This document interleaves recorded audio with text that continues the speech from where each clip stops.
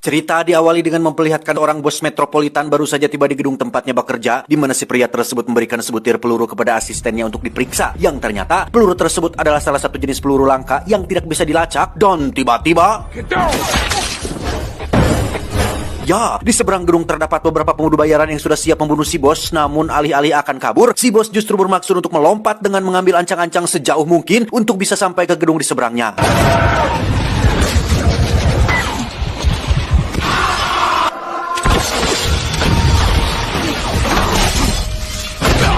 Entah siapa bos metropolitan ini, dia jelas bukanlah seorang pria kantoran biasa yang sering duduk di balik meja, karena dari kemampuannya sudah pasti bahwa pria ini adalah manusia terlatih yang biasa membunuh dan melakukan aksi-aksi mustahil. Tak lama ponsel salah satu pembunuh bayaran pun berdering, di mana panggilan tersebut berasal dari si pelaku yang telah menyewa para pembunuh bayaran ini, dan si bos metropolitan tengah berdiri tepat di atas tanda X yang merupakan titik jebakan untuk si pelaku bisa menembaknya dari jarak yang teramat sangat jauh menggunakan peluru langka yang tidak bisa dilacak.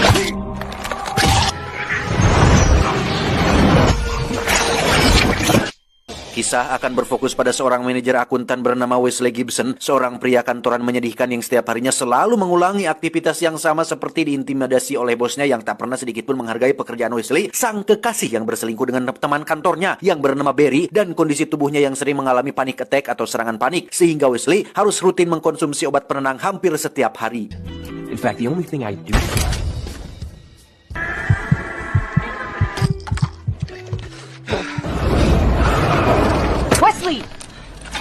Suatu malam saat membeli obat di apotek, Wesley tiba-tiba kemunculan seorang wanita cantik dengan jenis bibir yang memiliki tingkat orgasme tinggi bernama Fox, yang memberitahunya tentang ayah Wesley yang baru meninggal minggu lalu dibunuh oleh seorang pria bernama Cross dari jarak yang sangat jauh, di mana si pembunuh bernama Cross tersebut saat ini sedang berada tepat di belakang Wesley dengan maksud untuk membunuhnya juga.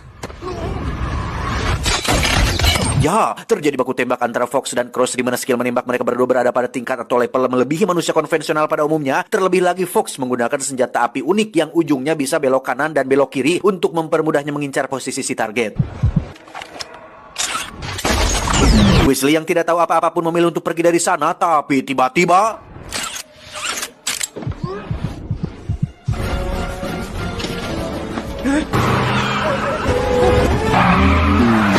Fox membawa Wesley pergi dengan mobilnya, namun Cross masih keras kepala mengejarnya dengan mengendarai sebuah truk, di mana Fox menyuruh Wesley untuk ambil alih kemudi sedangkan dirinya akan menembaki si Cross. Namun yang jadi masalah adalah bukan perihal ambil alih kemudinya, tetapi posisi Fox menembak itulah yang cukup membuat Wesley menjadi hariwang, karena pengpelangan alias palangkakannya harus ngadangkang tepat di depan wajah Wesley yang membuatnya agak kesulitan untuk berkonsentrasi.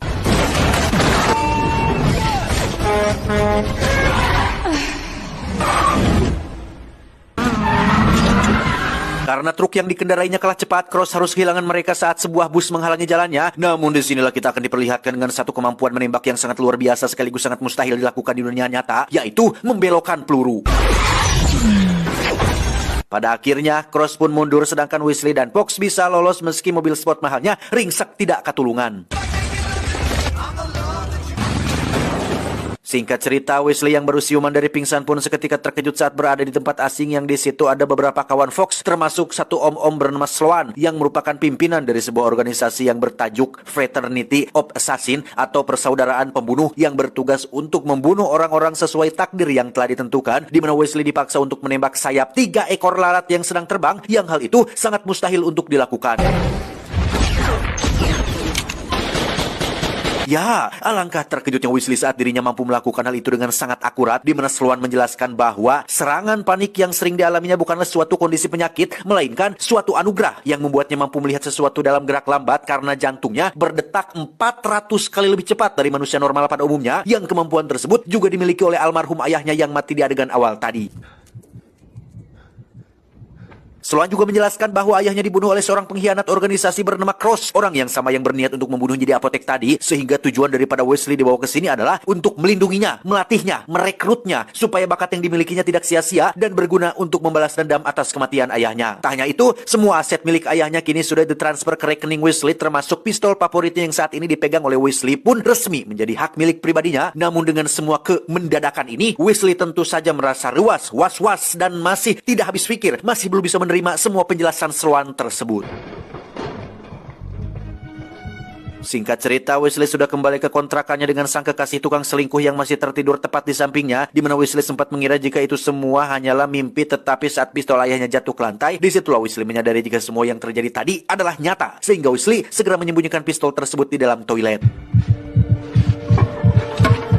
Tak hanya itu, kini Wesley memiliki uang yang sangat banyak di dalam akun rekeningnya sesuai dengan perkataan Sloan tentang semua aset milik ayahnya yang sudah ditransfer, di mana kesenangan ini tiba-tiba terganggu oleh kemunculan bosnya yang lagi-lagi bersikap menyebalkan, sehingga dengan semua kemarahan, kekesalan, dan kemuakan yang sudah menumpuk di dalam kepalanya, Wesley pun akhirnya meledak dan... Tak hanya membuat bosnya kena mental, Wesley juga menabok wajah sang ketua Guardian of the Galaxy, yaitu teman kantornya yang selingkuh dengan pacarnya, di mana Wesley benar-benar merasa lebih beradrenalin, lebih semangat, lebih hidup, dan lebih percaya diri dari sebelumnya.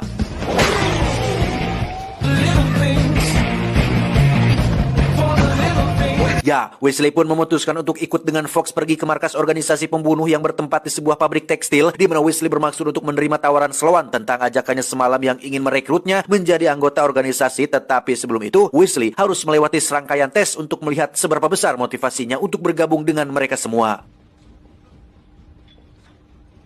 Dia bernama si tukang reparasi yang bertugas sebagai penginterview untuk melihat apakah Wesley melakukan ini murni atas dasar niatnya sendiri atau ada orang yang menyuruhnya, di mana Wesley diikat pada sebuah kursi, kemudian dibogem sebanyak 3 kali sampai dirinya jatuh pingsan. Tak berhenti sampai situ saja, Wesley kemudian bertemu dengan penguji kedua yang bernama si tukang jagal. Sama seperti si tukang reparasi, si tukang jagal ini pun menguji seberapa niatnya Wesley untuk bergabung dengan mengajaknya berkelahi menggunakan pisau, hingga Wesley harus mengalami rasa sakit yang luar biasa menyakitkan.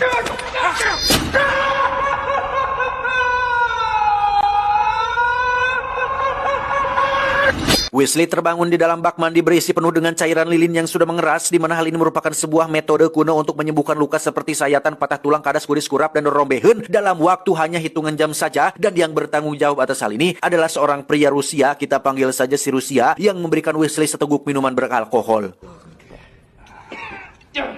Keesokannya Wesley dibawa ke arena tembak dengan papan target yang terhalang oleh daging babi. Dikira harus menembak titik target dengan cara menembus daging babinya, Wesley justru dituntut harus menembak titik target tanpa menggores sedikit pun daging babinya, yang berarti Wesley harus bisa membelokkan sebuah peluru yang jikalau Wesley mengira itu adalah hal yang mustahil, maka Sloan pun menerangkan bahwa itu tergantung dari seberapa kuat insting seseorang untuk memperhitungkan gerakan, kecepatan angin, momentum, dan tentunya kehendak sang sutradara.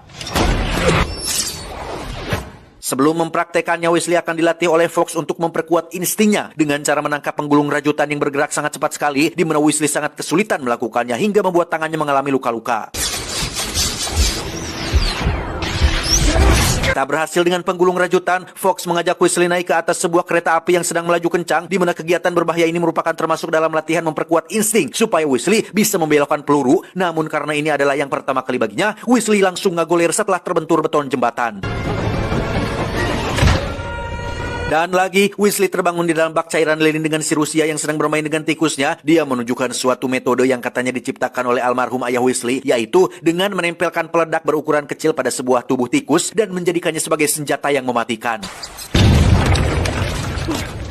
Setiap hari Wesley terus dibuat babak belur oleh Fox dan kawan-kawan, dan sampai detik ini Wesley masih belum menunjukkan adanya perkembangan yang signifikan. Sementara satu persatu kawan mereka terus bertumbangan akibat dibunuh oleh si Cross, di mana Sloan sendiri meyakini jika satu-satunya orang yang bisa melacak dan membunuh Cross hanyalah Wesley seorang. Entah apa alasannya, karena jika dipikir-pikir mereka kan sudah pasti lebih pro, lebih hebat, dan lebih berpengalaman, dan lebih memiliki peluang besar untuk membunuh si Cross ketimbang hanya mengandalkan seorang manajer akuntan biasa yang masih rarampa dan belum ada kemajuan.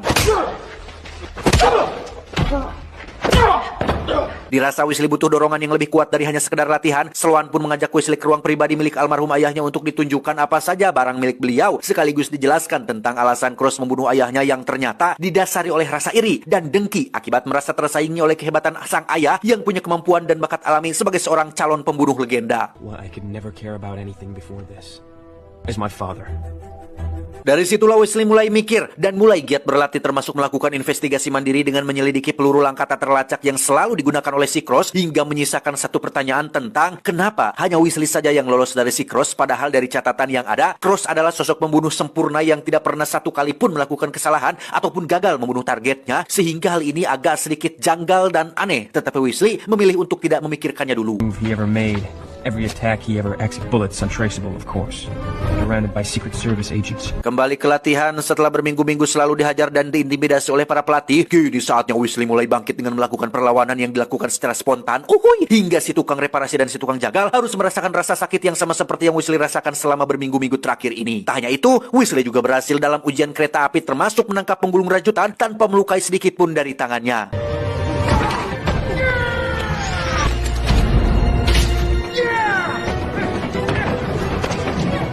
Giliran tes terakhir dan yang paling utama yaitu membelokkan peluru, Wesley benar-benar stuck untuk yang satu ini karena menurut hukum kekekalan momentum, suatu benda yang tidak terpengaruh oleh gaya luar, maka momentum total sistem tersebut tetap konstan alias tidak akan berubah secara drastis. X ditambah Y sama dengan sin per A dikalikan dengan percepatan akar kuadrat dibagi dengan cos per 10 dikali gravitasi akar 5 dikurangi A dan B ditambah jarak per waktu tempuh sama dengan kecepatan dikalikan dengan 5 ekor entog dan satu buah apel milik Budi akan menghasilkan suatu kesimpulan yaitu peluru tidak bisa dibelokkan. Berbeda dengan teori yang saya jelaskan barusan, organisasi ini mampu melawan hukum fisika dengan begitu frontal, di mana mereka yakin jika motivasi dan insting kuat adalah dua hal yang mampu membuat seseorang membelokkan sebuah peluru, sehingga Fox pun mengajukan dirinya untuk menjadi sukarelawan, supaya Wesley punya alasan kuat untuk bisa membelokkan pelurunya.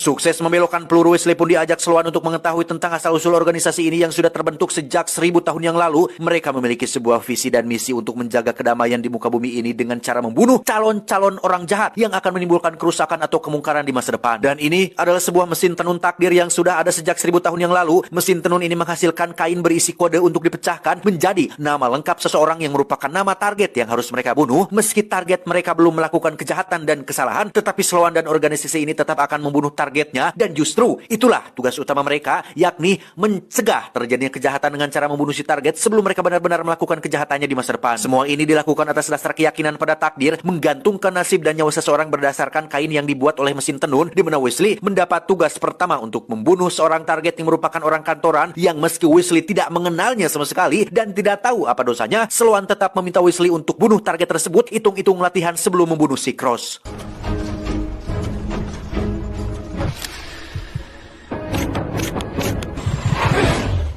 Dan ya, Wesley masih memiliki keraguan terhadap semua yang dia dengar karena apa iya nyawa seseorang hanya digantungkan pada sebuah mesin tenun kuno yang tidak jelas dari mana asal-usulnya munculnya kode tersebut. Sekilas Wesley merasa ini semua tidak masuk akal, tetapi Fox muncul untuk membuat Wesley menjadi yakin dengan menceritakan masa lalunya ketika sang ayah dibunuh oleh seorang penjahat yang namanya muncul pada mesin tenun takdir tepat seminggu sebelum insiden tersebut terjadi.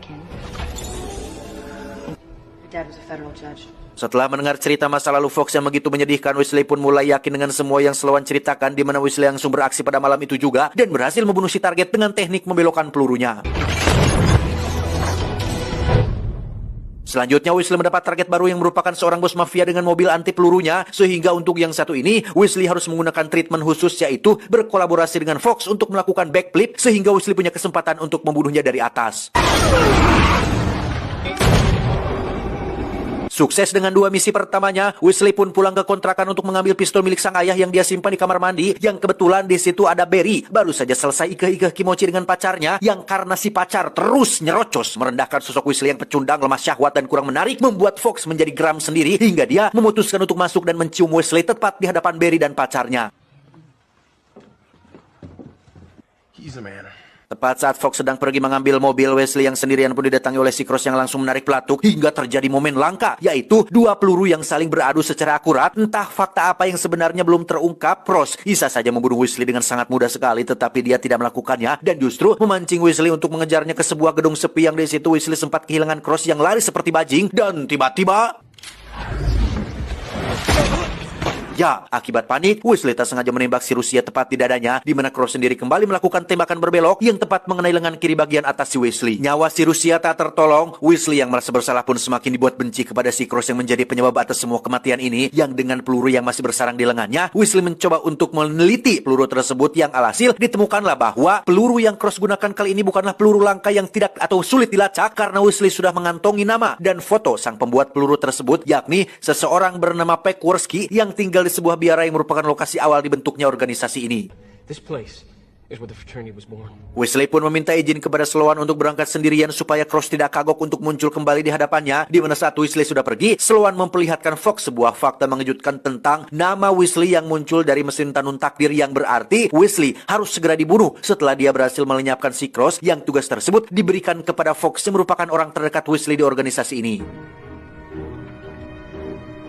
Singkat cerita, Wesley terlihat sudah sampai di biara tempat Peckworski tinggal, yang di situ Wesley ujug-ujug menodongkan pistol ke arahnya dan memintanya untuk memberitahu di mana Cross berada saat ini, di mana Peckworski setuju untuk memberitahunya, bahkan mau untuk mempertemukan Wesley dengan Cross tepat di stasiun kereta api. Ditemani Fox yang ikut menyusul, Wesley harus kehilangan Peckworski yang kabur entah kemana, yang karena ada Cross muncul di dalam kereta, Wesley langsung masuk ke dalam sedangkan Fox memilih untuk mengejarnya menggunakan mobil pribadi. Semakin jelaslah bahwasanya Cross memang tidak berniat untuk membunuh Wesley, di mana mereka berdua kembali melakukan adu tembak dengan masih ada beberapa penumpang sedang berlarian, sehingga keduanya pun menggunakan teknik membelokkan peluru dan...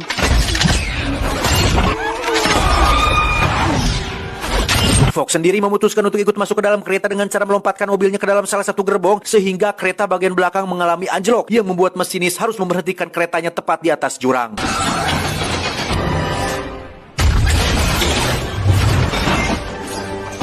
Dan ya, entah apa yang sebenarnya sedang terjadi, Cross yang di awal ingin membunuh Wesley, tiba-tiba saja membantunya agar tidak jatuh, di mana Wesley tetap saja menembaknya tepat di bagian dada, yang pada detik-detik sekarat itulah, Cross memberitahu Wesley tentang Sloan yang sudah membohonginya, karena faktanya, Cross adalah ayah kandung Wesley, yang hal itu dikonfirmasi langsung oleh Fox, yang membenarkan tentang hal tersebut, dan sekarang Wesley harus mati sesuai takdir yang sudah tertera. You're my son.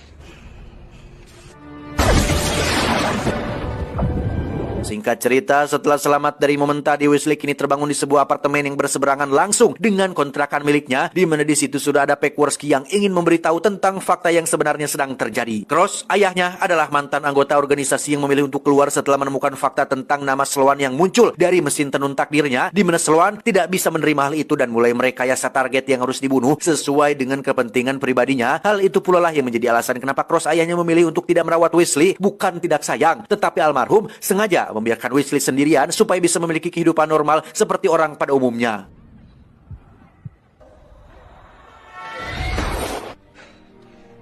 Jika Wesley sempat berpikir sang ayah mencoba untuk membunuhnya, justru beliau berupaya untuk memisahkan Wesley dari Fox dan organisasi ini, dan sekarang semuanya sudah terlambat karena sang ayah sudah mati dibunuh oleh Wesley sendiri. Peckworski memberikan tiket penerbangan untuk Wesley kabur sejauh mungkin, namun dengan semua yang sudah terjadi, nehi, aku ora bakal mundur mas, akan kubalaskan kematian ayahku.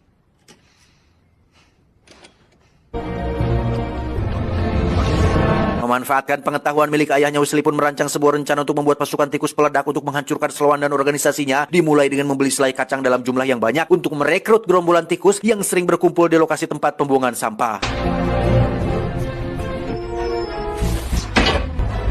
Setelah semua siap, Wesley langsung meluncur ke markas Sloan dengan mengendarai mobil pengangkut sampah dan membiarkan ratusan tikus memasuki pabrik tekstilnya.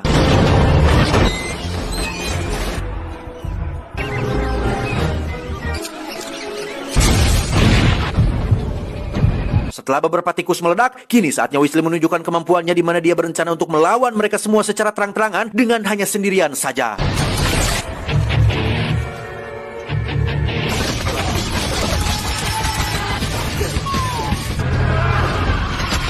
Selesai dengan si tukang reparasi dan pasukan yang ada di bawah, kini saatnya Wesley harus berhadapan dengan si tukang jagal yang meski sempat menjadi pelatihnya beberapa waktu yang lalu, Wesley tidak akan segan-segan untuk menghabisinya kali ini.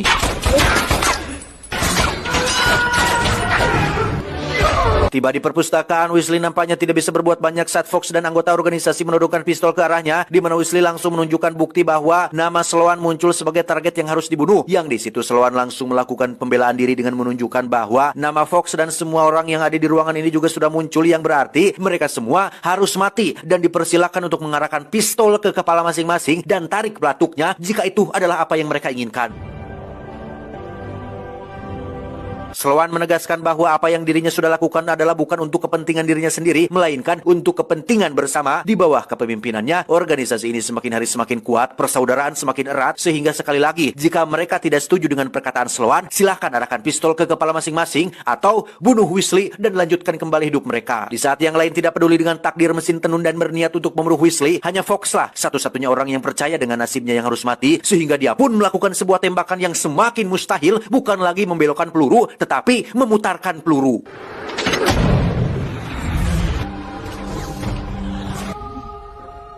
Entah kemana kaburnya si Sloan, Weasley kini tak punya pilihan lain selain kembali pada kehidupan lamanya, yakni seorang manajer akuntan yang hanya punya saldo secuil di dalam akun rekeningnya. Saat Weasley sedang bekerja di kantor itulah, muncul Sloan yang bermaksud untuk membunuhnya, namun alangkah terkejutnya Sloan saat baru menyadari jika itu bukan Weasley, karena ini semua tidak lebih dari hanya sebuah jebakan yang dibuat oleh Weasley. Mirip seperti yang dilakukan oleh Cross ayahnya, Weasley mampu menembakkan peluru dari jarak ratusan meter dari kamar tempat tinggalnya.